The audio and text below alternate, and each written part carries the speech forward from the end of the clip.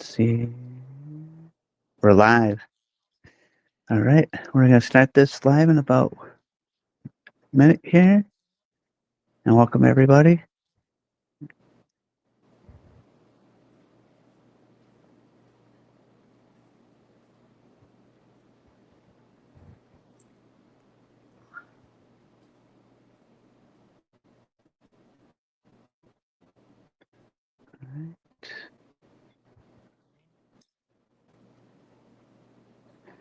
Can everybody hear us okay? Can you still hear me, Eric? I can still hear you, sir. All right. Welcome everybody to Halloween Evil Lives Live. This is Michael, the host, and tonight we have our special guest, Eric Streit, actor, producer, and vampire hunter. Welcome, Eric, to the program. Thank you for having me. It's very exciting to be here with you, Michael. All right. Did you want to give us a little bit of your background in acting and producing? Well, there's not, as far as producing goes, that's my primary career. I'm a television producer. I have worked primarily for the various Discovery communication networks. I've done a lot of work on the animal planet. 7 seasons now on a show called The Great Food Truck Race.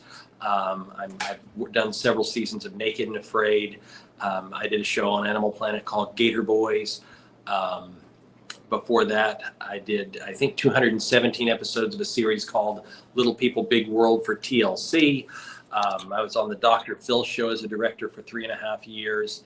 And those are, I think, the career highlights. And of course, the one I'm most fond of is one where my television producer life intersected with my paranormal life, and we did a show called Vampires in America for the Travel Channel a few years back, and that was able to, I was able to combine my work as a vampire hunter with my career in television, and I think it went pretty good. It's still out there. People are still watching it. I still get a lot of messages, emails, and watching it, and I find that to be just very gratifying.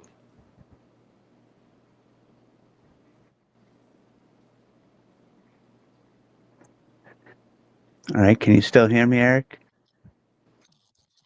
I can still hear you, Michael. So I want to make sure. It seemed like it was cutting up there a minute. So yes, I see Vampires in America. That's on HBO Max and Discovery Plus. Could you give us a little bit of background how you got onto that show? Well, the way that show came to be, I was doing a show called, I was a showrunner, executive producer on a show called Gator Boys at the time. And I had a meeting for another show. And basically the subject turned to paranormal. And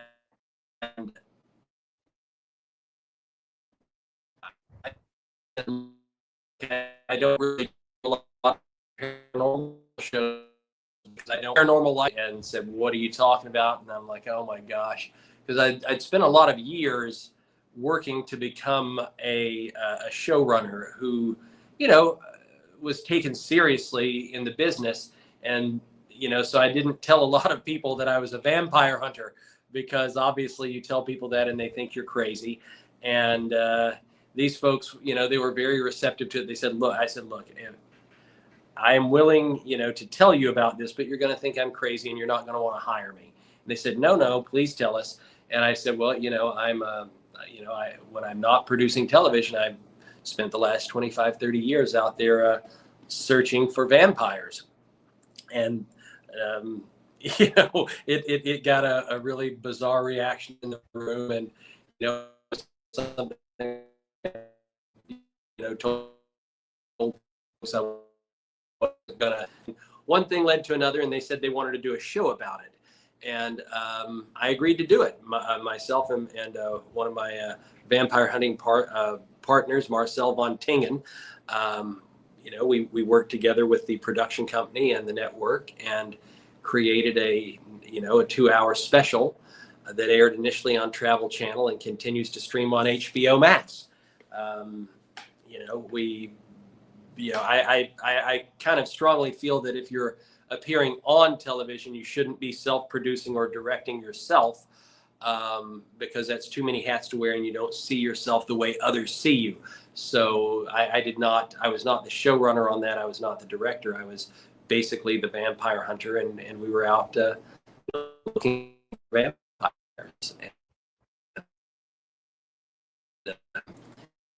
And, well, a lot of people watched it, and I thought we could. Are you still with me, Michael? Yep, I'm still there. And All right. so it's out there in Arizona. You guys were hunting.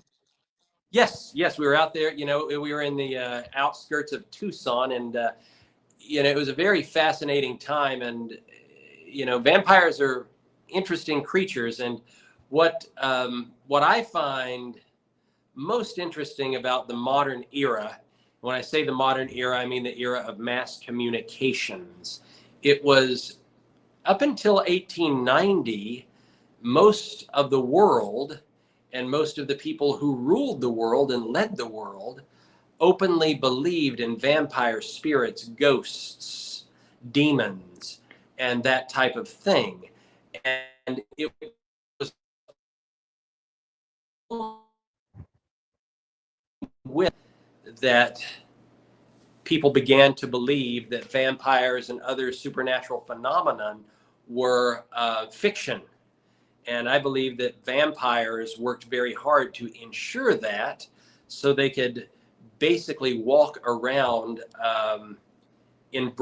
basically walk among us, and people wouldn't believe that they were real. Um, the second best-selling book in the history of the world, the first being the Bible, but the second bestseller was in 1548, a fascinating book called The Treatise on Demons, Spirits, and Vampires. And it was the first book other than the Bible to go into a second printing. It was printed in 1548, sold a lot of copies for 15. It went to a second printing, I believe, in 1552, if I'm not mistaken. An outline of all of the things that exist in the spiritual realm or the otherworldly creatures, and it was the Catholic Church's book on how the churches, the priests, the clergy, the law enforcement in cities and communities were supposed to deal with them.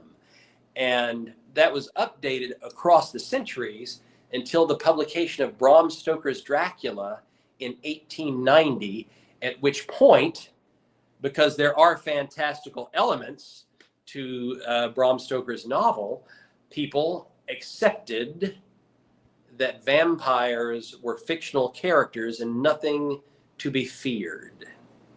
And it's my opinion, and that with Bram Stoker, it was from a vampire. So how many vampires have you encountered on your hunts? I know that I have encountered 3. I suspect I have seen more, and 3 over a period of almost 35, 40 years doesn't seem like a very a great success rate. But we could be looking at vampires every single day of our lives and not know it, because they do walk among us. They are if you believe that there's a likelihood that vampires are out there and that they do exist, they could be anyone. But as far as our investigations, I think that are definitively vampires. Very good. And is there any special equipment that you guys use on your hunts? A lot. Here's the thing. A lot of the paranormal television shows we see have all of these electronic devices. They have Geiger counters and audio things. Vampires are medieval or prehistoric creatures, And I don't think that technology does us any favors in hunting vampires. And I'm very much of the old, Arthur Conan Doyle, Sherlock Holmes type of investigator. We investigate vampires the way Sherlock Holmes was investigating crimes in the, obviously Sherlock Holmes being a fictional character, but the way detectives investigated crimes in the 1800s.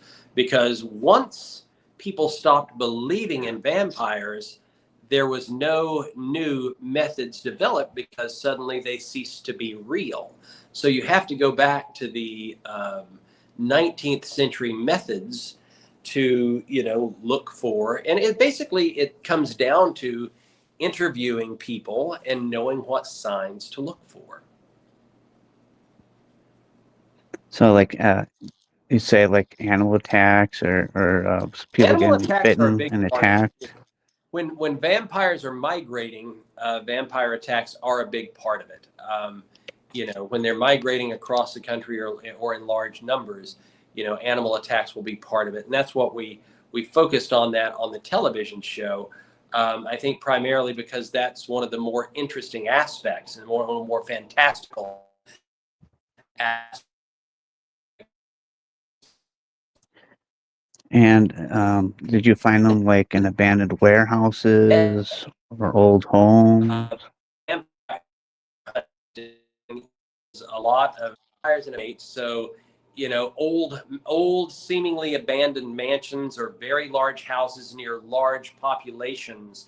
Any city, any old city in the United States or Latin America or Europe, is likely to have vampires. But what you have to keep an eye out for is old mansions that are seemingly abandoned or old warehouses that are seemingly abandoned but never get torn down, never turn over names, never seem to be in a under construction or changing hands.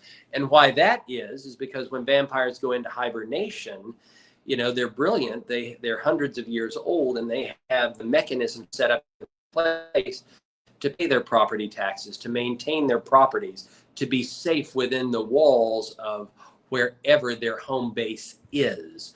So if they have not been buried in a graveyard, they are buried somewhere on their own property in a warehouse, in a mansion, in an old home, and they are waiting for the right time to emerge from hibernation and go back out into the world. And when they do that and they regenerate and they come out young and vital and just kind of rejuvenated after anywhere between 10 and 200 years underground, they reestablish their new identity, which is usually the grandson of whoever they were when they went into hibernation. And it's a cycle that continues. And then you will see, oh, we're restoring this beautiful old mansion that has stayed in the same family for generations. So It's that fallow for the last. so they go into some kind of sleep or Go ahead. hibernation for a while, for years, or It's hibernation. Yeah. They have the ability to go into hibernation, we believe, anywhere from 7 to 200 years, maybe longer, but we believe 200 years is about the longest any vampire can stay in hibernation and then emerge and be able to quickly assimilate to whatever new technologies, societies, and advancements have happened around them. I think they tend to, 25 to 50 years is more typical.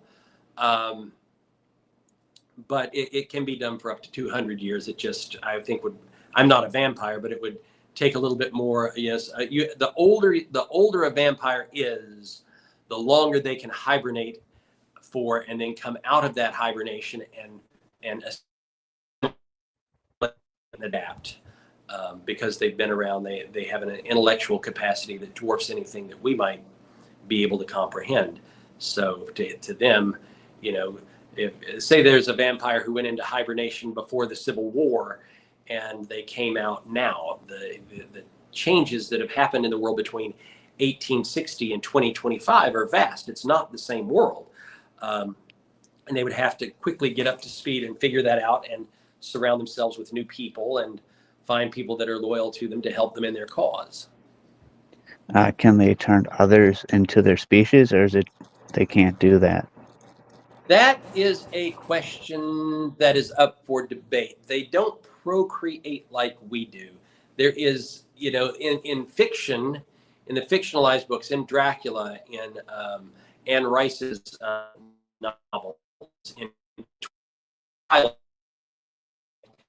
it's simply like biting, vampire blood back into your body. And I think that there is some level of truth to that, but until we find a vampire willing to sit down and discuss it with us, we can't know that for sure. But we do know that there is a way for someone to be created as a vampire, go from human to being a vampire.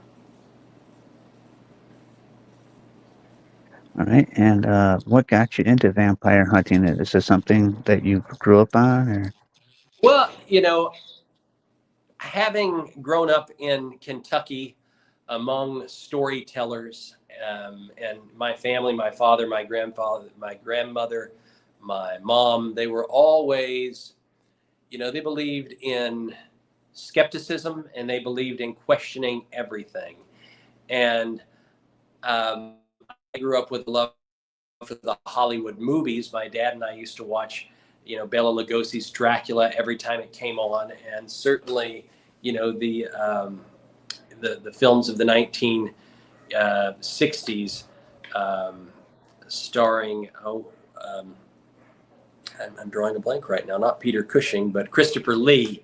No Yeah, one was a Christopher better Lee, Dracula Hammer. than Christopher Lee, and he was an interesting fellow, and I was able to work with him in Lithuania some years back, back around 1997, and he had some interesting thoughts on vampires that he shared with me, and everyone kind of dances around the edges of it, but there has to be room for you know to question new species. What we, science discovers, quote, new species every day, but they aren't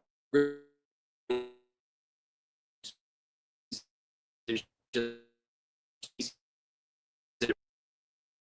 overlooked until now, 1890, and that's when they became fiction. So I think, just even if you don't have any notion or sense of belief at all, you have to leave a little room for skepticism and thinking, is it possible? How many different species of hominids have been discovered by science in just the last 10 years? I believe there's three.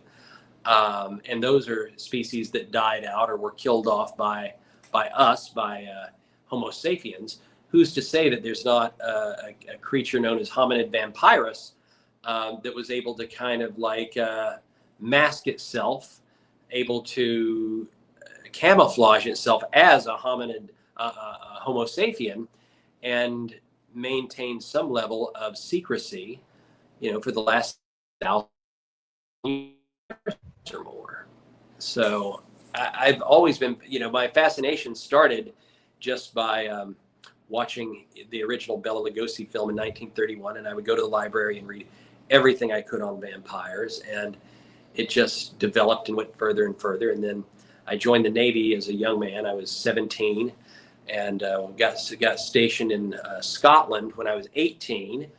And that was the first time I actually came face to face with a vampire in a place called Weem, at a place called Castle Menges. And this again was one of those very, very, very old castles that had sat untouched for generations, yet was still functional. It was not torn down. It had running water. It had electricity. Yet no one lived there, seemingly, and none of the locals in the small Scottish village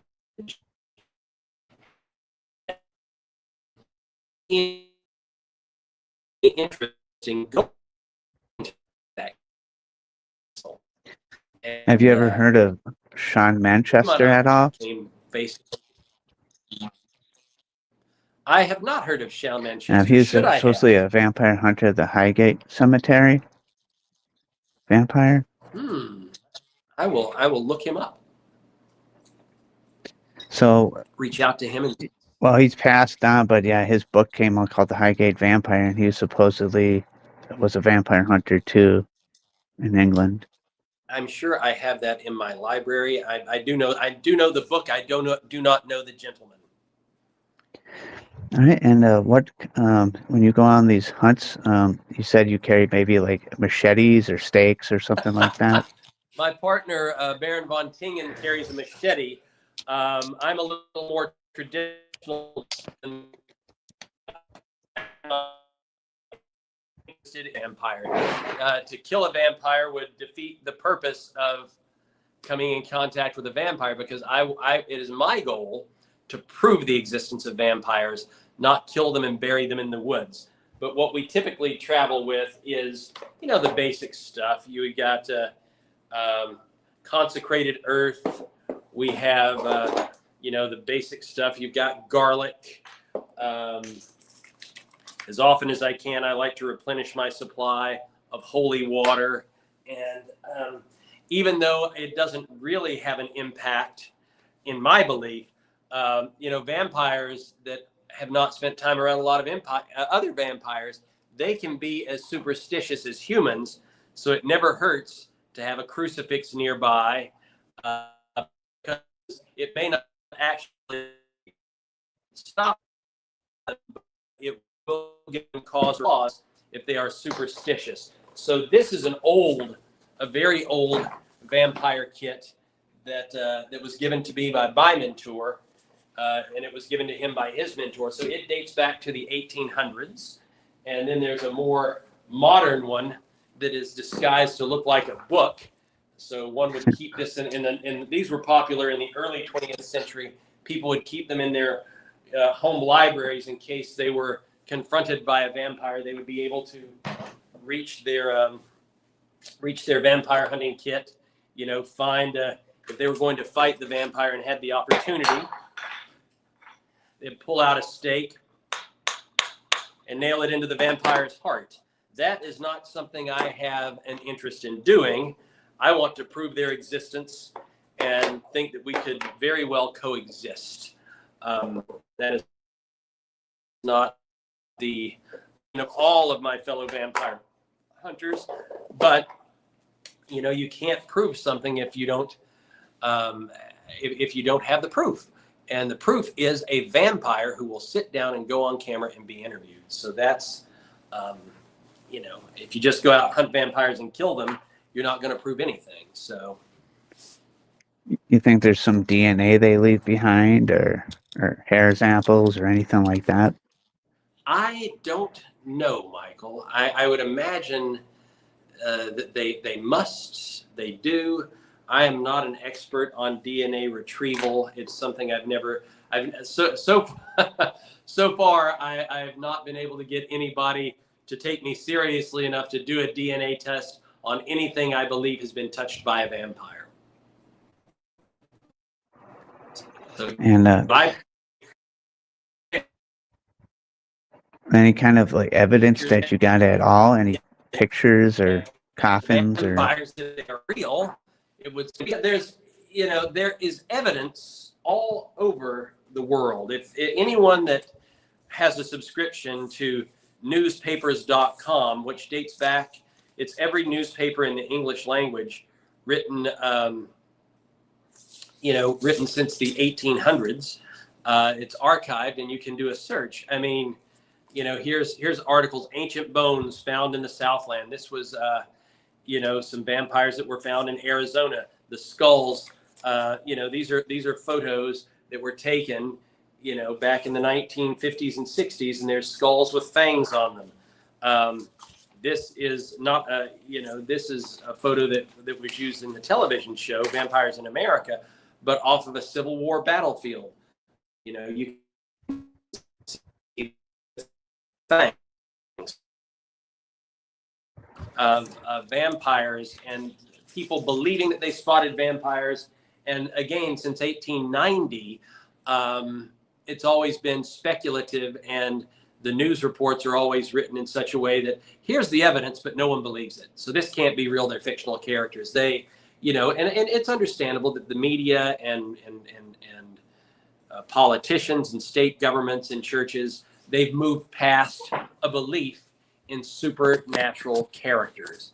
But that doesn't mean they don't exist. It just means, and I don't want to call it a conspiracy, but there is, I believe, a tacit agreement among the ruling class that vampires do not exist, just like werewolves and UFOs, and they're supernatural phenomena. Why is that? I don't know. I'm just one guy. Do you have any theories on if werewolves exist and do they coexist with vampires? I feel like that is pure fiction. I think that there was a time when vampires did exist, not vampires, there was a time when werewolves did exist, but I believe in the 20th century that they were all hunted out, the half man, half wolf. I mean, there is still evidence of, very hairy people with canine teeth all over, more. There's places in South America that it's documented. There's still people alive today, but they're just very, very, very hairy people. They don't live in the woods and eat human flesh that we know of. But I think those folks might be descended from werewolves. But I think as a true threat and something that was typical, I think that the early 20th century, leading up from, say the 1890s through World War II, during that time, I think all the werewolves were hunted out or killed during the wars, because they were primarily, if history and the folklore is to be believed, they primarily were around Eastern Europe, which suffered greatly under Soviet rule. And I think at that point in time, probably all the werewolves were hunted out. So, do you think that the werewolves and vampires would fight or fight each other? I I don't know. I mean, I've not really devoted a lot of time to werewolves. I think that werewolves would not be subservient to vampires. I don't know, very limited knowledge I have of them, which is not deep. I think vampires and werewolves are not natural allies. I've seen some fiction that portrays vampires having dominion over werewolves, or keeping them as pets, or controlling them through mind control, and I don't believe that to be realistic. I think that and I don't think a werewolf would transform from like in the old movies, would be a man, and then when the full moon comes out, they grow hair and fangs and teeth. I think a werewolf is born a werewolf, and that they perhaps lived in the woods and on the fringes of society, and just were another species of hominid that has now ceased to exist. But So, there's what people are out there hunting the werewolves. powers or abilities of vampires?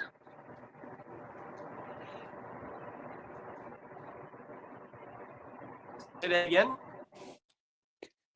So what are the I'm the sorry. common powers of these vampires? The common powers or abilities? I think the powers are, they're very strong. They have, I don't want to say superhuman strength, but they are stronger than human beings. I think that their real strength lies in their, I don't want to call it immortality, but their ability to hibernate and come back over and over and over again, to live very long lives, and to be able to, subtly and secretly exist in the corridors of power over centuries, and basically walk among us and remain unknown. I think they have a great deal of control and influence over media, over culture, perhaps music, politics, industry. I mean, you look at some of our captains of industry, you look at some of these the billionaires that are running around today, and you look at the subtle and not so subtle changes that they have gone through just over a course of, say, 20 years. You look at their face, you look at their skin, They look like they're middle aged and suddenly they come back and seem rejuvenated as if they're in their 20s. And they go from having very pale, pasty skin to suddenly having, a dark tan and being more muscular. And a lot of people say, oh, well, that's just, plastic surgery or working out or a good trainer or a chef. It could be all of that. But when you look at the preponderance of so many of them and so many similarities, one has to beg the question. Like celebrities, like maybe like a Nicolas Cage or Tom Cruise, where they don't seem to age, or Keanu Reeves. Well, I wouldn't think maybe Nicolas Cage. A lot of folks believe that Jay-Z is a vampire. There's photos of a doppelganger of his dating back to the 1920s Chicago, and it's been suggested that perhaps Jay-Z, and I've got some similar photos of Nicolas Cage. I don't think Tom Cruise, because Tom Cruise does age. I mean, if you look at Tom Cruise in the latest Mission Impossible film, and you look at him in say the original Top Gun, there are significant changes, but he has a team of really solid people that keep him looking the way keep him looking like Tom Cruise. I don't think Tom Cruise is a vampire. With Nicolas Cage, I will say since Bela Lugosi, I don't think there's been a more magnificent portrayal of Dracula than Nicolas Cage in that recent film, Renfield. Renfield. I mean, he was spectacular as Dracula, and perhaps he took the role as Dracula to dispel the rumors that he was indeed a vampire. He certainly has an affinity for New Orleans, and he's built himself a magnificent pyramid crypt in the primary cemetery in New Orleans. So I suppose anything is possible. If you asked him directly, I think Nicolas Cage would be rather cagey and not give a direct answer. But Yeah, I would that's say, pretty interesting about Jay-Z. isn't it? Google that sometime. If you go to the internet and say Jay-Z vampire 1920s, some very fascinating imagery that pops up. And when you think about his career trajectory and all of just the ability to have the intelligence and the intellect and the capacity to completely change popular culture and have such a massive impact, he's a guy that has, I believe anyone that can do that has to be carrying the wisdom of the ages, and they are either born with it or they are being mentored by somebody who has that wisdom, or it's possible that maybe Jay-Z is a vampire. He has not aged a great deal in the last 30 years. So anything is possible. And when you look at the photos of the character that many purport to be Jay-Z, anything, although out of the realm,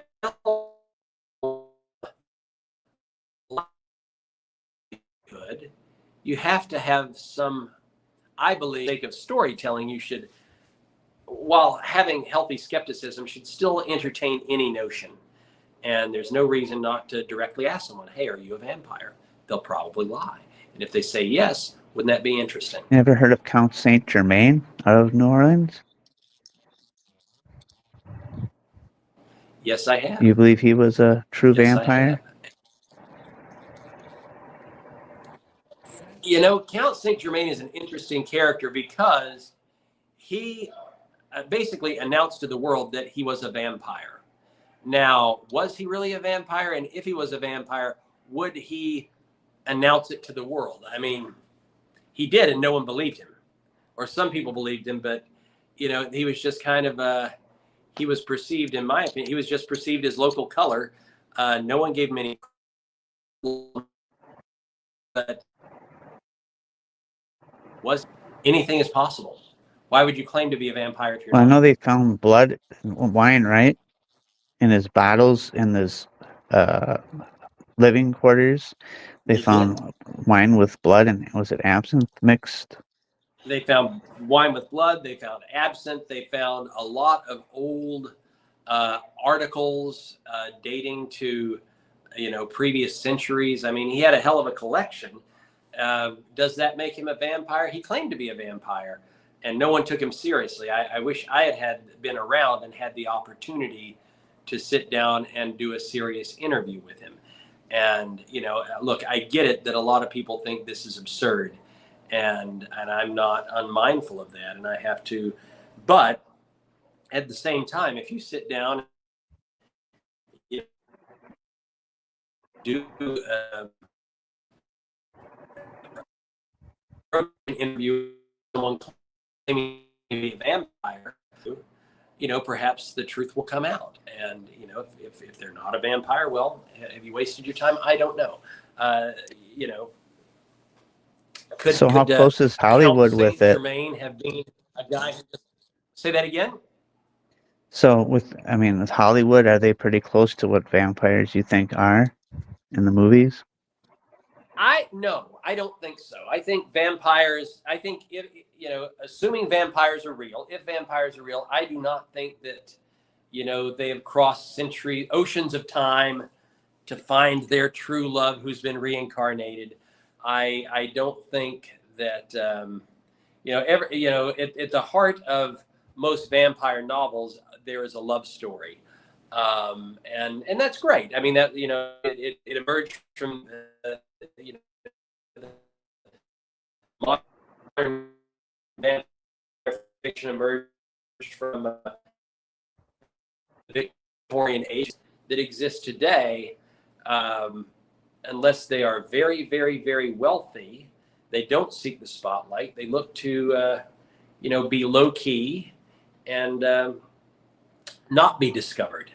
And that's why they've managed to live and exist for so long. I don't believe they're immortal. I believe they can go into hibernation and come back out of hibernation, thus prolonging their lifespan for centuries. But I don't believe if you stab them in the heart, they're going to explode into a ball of flames.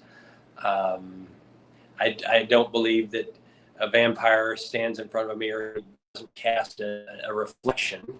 I think that those elements, I think Hollywood created elements that exist in Dracula of fiction. I think it's all a smokescreen. All of the things we know about vampires from popular culture and fiction-based novels is written and created and publicized and published to make us to reinforce the fact or to reinforce the belief that vampires are not real on a massive scale. So no one is out there looking for vampires. So what did you think about the New England vampire panic?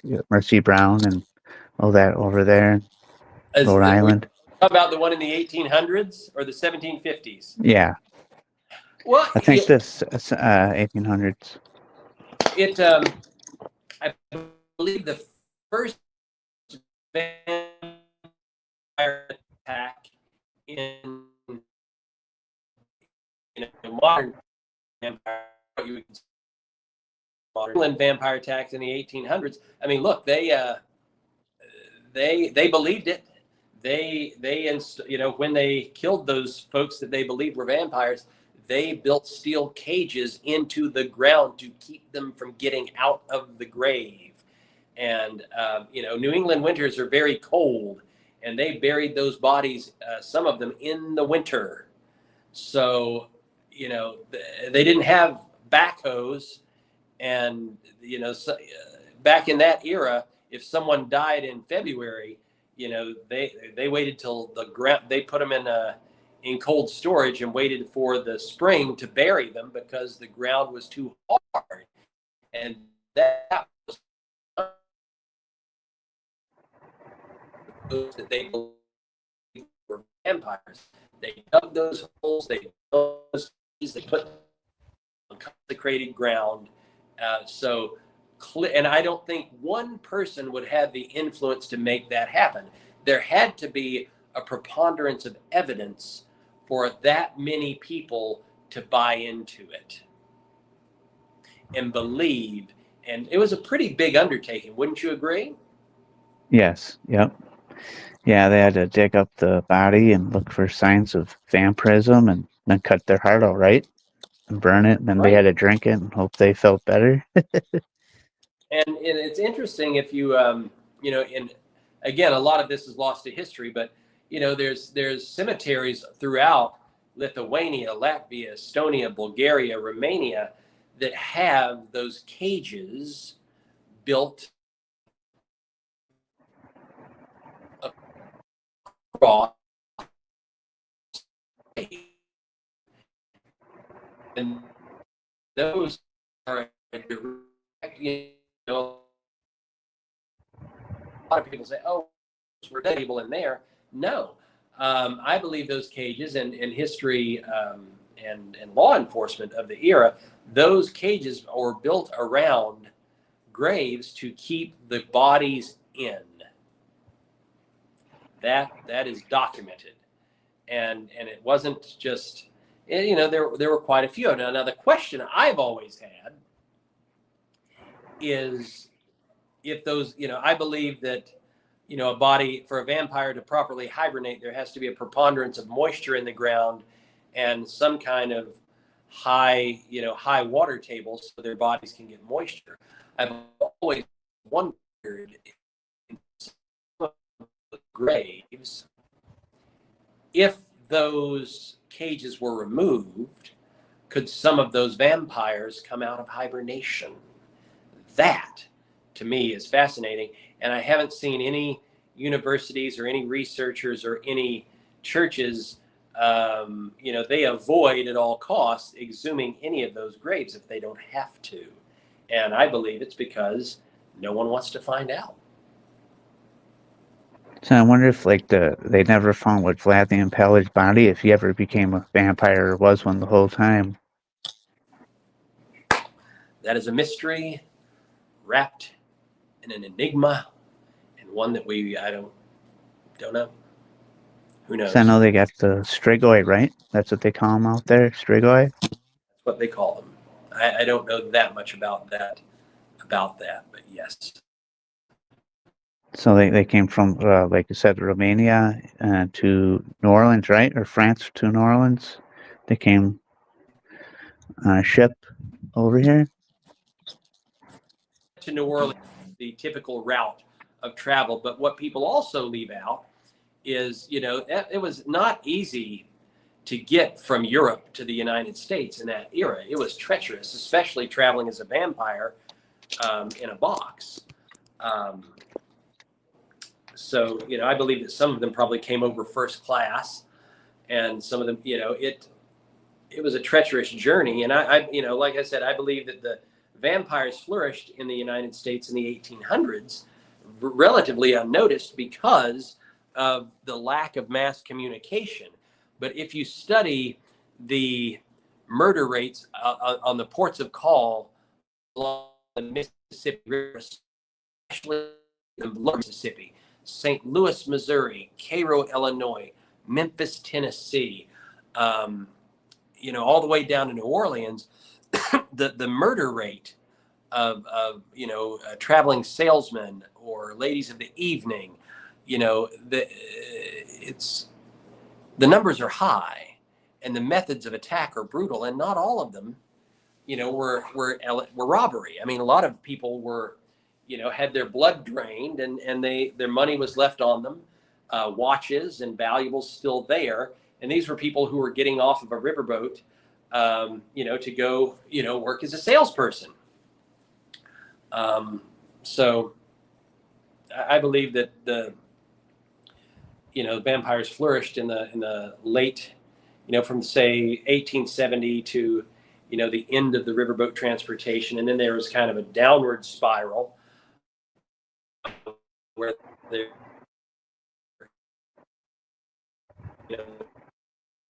not a deal of activity in my, but I think when Route 66 flourished again in the middle of the 20th century, and it just kind of, like everything, it ebbs and flows. And I And they think did a lot vampire of migration is the bloodletting, same. right? For a cure-all, they would bleed people out. If yes, they would. And if you look at the medical reports, and again, newspapers.com is an invaluable resource. You look at these unsolved murders from the similarities and the bleeding out of people from the say late 1800s all the way through the mid 20th century. These I guess today we'd call them cold case files that have never been solved, but the methods were pretty much the same from the 1870s to the 1960s, nearly 100 years. It used to be along the Mississippi riverboat traffic, and then it migrated to Route 66 going east to west. And when you think about that, there's 100 years and same methods. That probably means same vampires, wouldn't you think? Yep. Yeah, I remember that, them saying that they either use leeches or they would just cut you and bleed you out, for medical. It's supposed to make you feel better, I guess. Well, Now they do the vampire facial with the micro needles. that's an interesting thing. And I have heard. I've not dug into it much, but a lot of people believe that era of doctors bloodletting people was actually vampires at that era had kind of did the medical and the bleeding was people that could afford full-time doctors on staff. They would call them at night, which is when vampires like to be around. But if you're a vampire and a king wants you to be his doctor, it's like, oh, I'm going to bleed the king. You're doing it with their permission, for crying out loud. Oh, take that back to my lab. I need to study it. Take the king's blood back. I'm going to bleed you too. Oh, we've all got a disease here. We need to bleed everybody a little bit. They have permission to bleed everybody. Made their lives pretty simple, don't you think? Yep. Yeah, I think they tried it with, I think, was it President Lincoln or one of the presidents they tried? No, They got sick. it was Grover Cleveland. They bled Yeah, Grover Cleveland to they death. bled them. If, you know, I think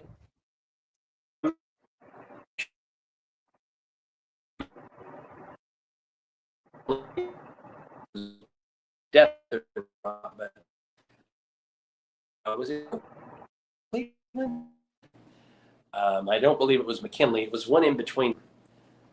Who was the president that was assassinated between Lincoln and McKinley? Hmm.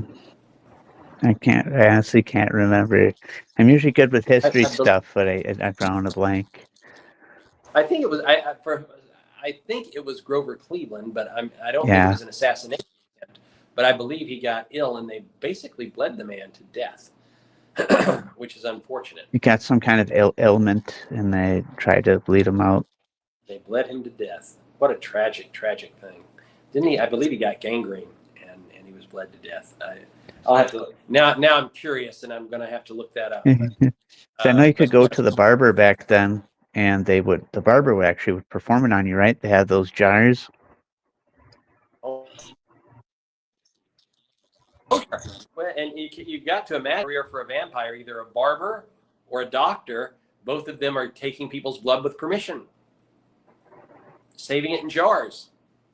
The only thing they lacked was refrigeration. So you think a lot of them probably work at blood banks now?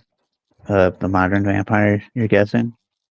I I don't know. It's kind of like as a human being, I love a wonderful fresh bottle of ginger ale or Coca Cola. If it's been sitting around and gone flat in my refrigerator after a couple of months, I'm not that interested in it. I'll drink it if I have to, but I like that carbonation. I like fresh carbonation. I think fresh blood is to vampires what newly carbonated uh, drinks are to us humans. They will drink it if they have to, if that's their only alternative, but I think they would much rather have fresh blood. So I heard the Vatican might know about them, but covers it up. That's what I'm guessing. That's what I heard. The rumors. Well, of course. I mean, the Vatican has the most vast archive. They're the ones. It was the Vatican that commissioned the treatise on spirits, demons, and vampires in 1548, and they have, the science of that era, the technology of that era, the learned minds and scientists and scholars of that era believed in vampires. They wrote about it. They have, there's no greater archive on earth than what the Catholic Church has at the Vatican. And And I they would send suspect out the that hunters, I'm guessing, right? The hunters came from the church. that is the belief. Yes, just like exorcists.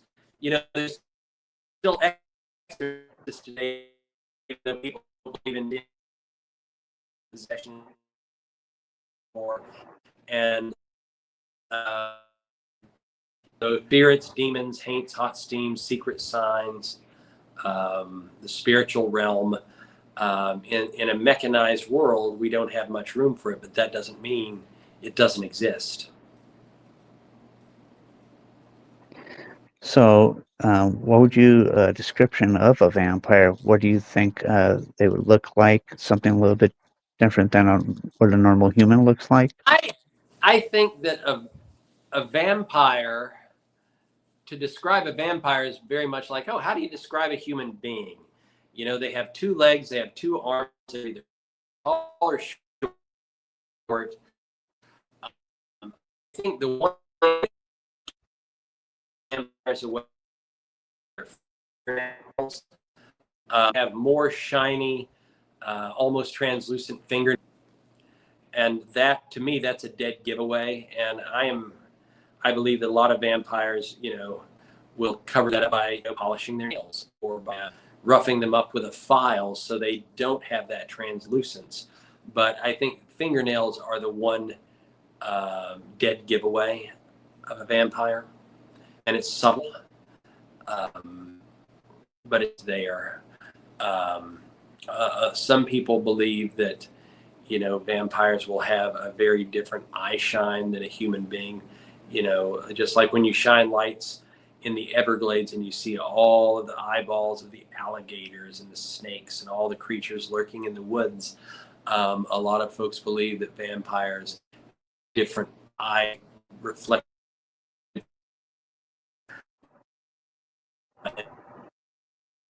experience. I can't say that is true.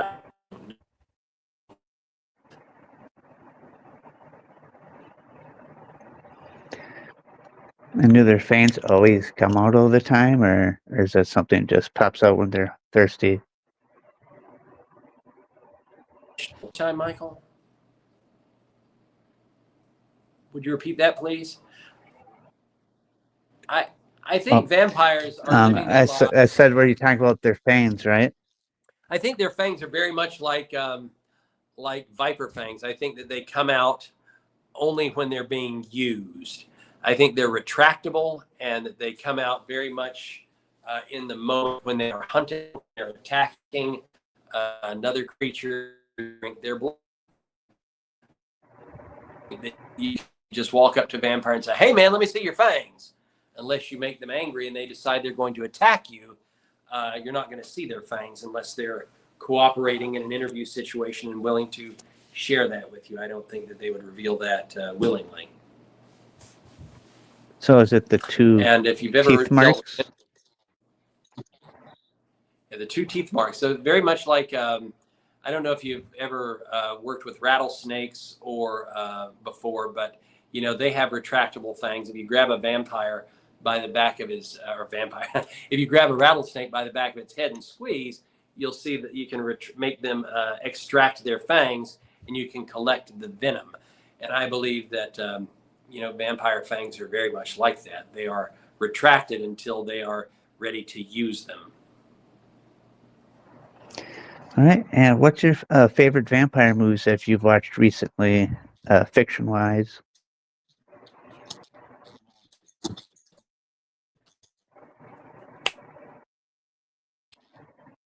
Same time they were shooting Bela Lugosi's Dracula during the day, there was a Mexican cast shooting on the same sets at night.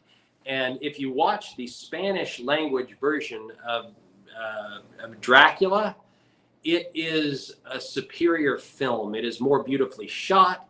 It is a bit more in depth, and I think that the Spanish version of Universal's Dracula is really a phenomenal picture. I think Nicolas Cage in Renfield was a phenomenal film. I think Francis Ford Coppola's Dracula, really, uh, Empire with Tom Cruise and Brad Pitt. Watching that film was very much, I thought, true to the book by and large. I'm not a huge fan of Twilight. If I were 40 years younger, maybe I would be. If that had come out when I was in middle or high school, I probably would have loved it. But I think I was too old to get it by the time that one came out. Those are my favorites. Yeah, so you think there's some kind of danger if the teeny boppers think that they're like the Twilight vampires, the real Yeah, vampires, of and there's course. some I kind mean, of look, danger there? is there a danger to that? No, no more than there's a danger to anything else. I mean, popular culture has created the sexy vampire that will love you for all eternity, and I've crossed oceans of time to find you. And, of course, you if if has an ocean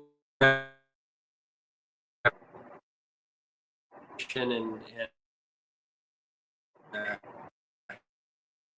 and did happen to be a pretty don't. Yeah, 'cause that's what I was thinking of. Maybe that's some kind of conspiracy right there.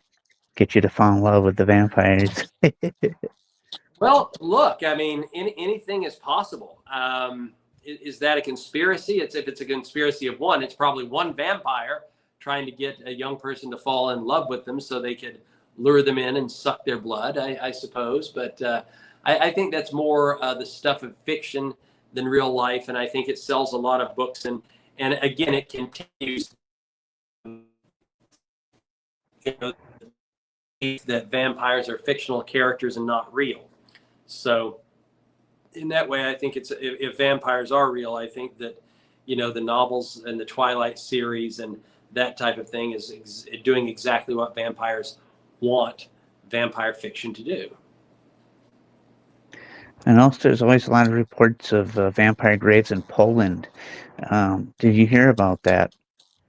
I haven't been to. I've only been to Poland one time for a couple of days, and it was a very rushed visit. I do know that they've discovered a lot of potential vampire graves there, and I think they're newer discoveries or rediscoveries. Since the fall of the Soviet Union, a lot of this stuff has started to come out, and I know that for a lot of your viewers and listeners, that seems like ancient history, but it was the early 1990s, and still there's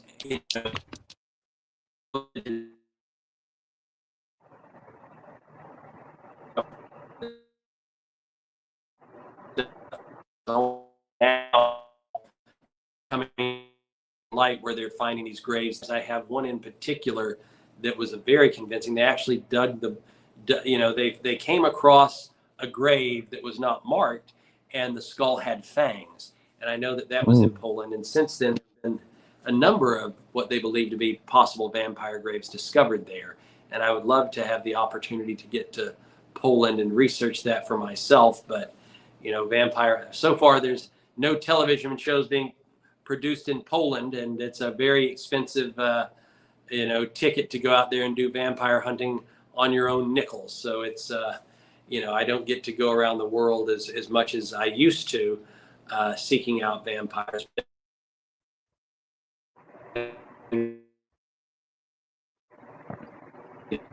I certainly do believe is that because the So, world is there is any now current so case you're working on?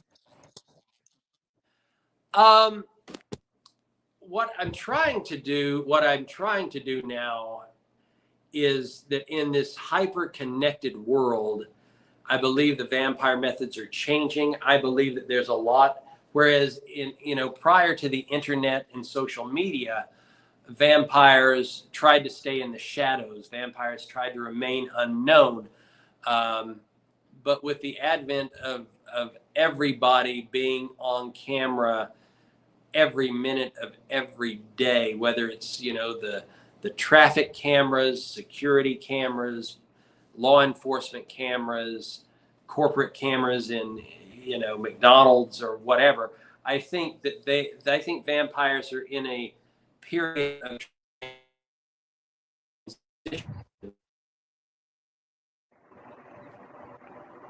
some of them are social media become openly wealthy and be out there and be prominent, um, to maintain their existence and their way of life. And I think that some of the more well-known, I'm not going to be specific, I'll be vaguely specific, but you know um, a billionaire with a B has no reason to be famous other than ego, unless they might be want to be basically hiding in plain sight. All right, that makes sense. Was there anything else you want to share with the audience before we close it up here?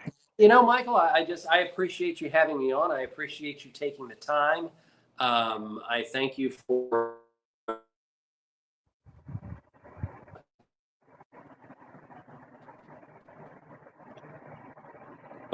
we watched Vampires in America, and I hope that you did glean something from it. I think I'm the first person, me and my organization, to basically state that we believe that Bram Stoker and Anne Rice and the more well-known vampire fiction was actually ghostwritten by Bram Stoker and Anne Rice, and it was actual vampires that dictated to them, and it was their way of basically fictionalizing themselves so they could be free to walk among us. And it's worked for over 100 years, and I believe it'll continue to work for the next who knows how long, until one decides to come out of the shadows, admit who they are, what they are, and sit down for an interview.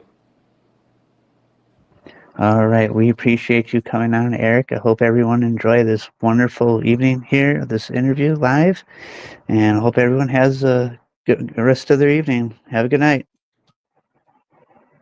America streaming on HBO Max. Oh, yeah.